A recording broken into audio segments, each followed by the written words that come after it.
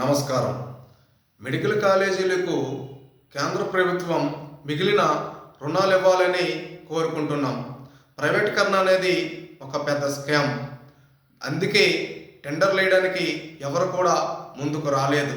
కేంద్ర ప్రభుత్వం ముందుకొచ్చి నిధులు ఇవ్వాలని మన వైఎస్ఆర్సీపీ ఎంపీలు గట్టిగా పార్లమెంట్లో అడగడం వల్ల ఉపాధి హామీ నిధులు విడుదలయ్యాయి. దానివల్ల ప్రజలకు మంచి జరిగింది. కూటమి ప్రభుత్వంలో ఉన్న ఎంపీలు తెలుగుదేశం, జనసేన, బీజేపీ ఎంపీలు పార్లమెంట్లో నిద్రపోతున్నారో, చంద్రబాబు నాయుడు గారికి డప్పు కొడుతున్నారో నాకైతే తెలియట్లేదు. పోలవరానికి రావలసిన నిధులు రావట్లేదు.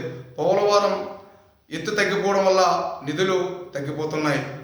అమరావతిలో రైతులకు అన్యాయం చేస్తూ అన్నం పెట్టిన రైతన్నలకు గొంతు పిసికి అమరావతిలో బురద నీరు తోడడానికి 1000 కోట్ల పైగా ఖర్చు పెడుతున్నారు.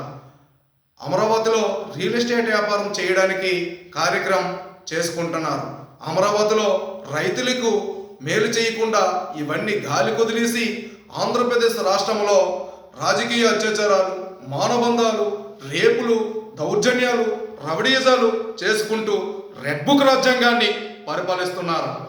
ఇవన్నీ కూడా పార్లమెంటు సమావేశాల్లో మన వైఎస్ఆర్సీపీ ఎంపీలు ప్రస్తావిస్తారని మీకందరికీ తెలియపరుస్తూ మీ మట్ట నీలం Yadav, YSRCP state BCC secretary.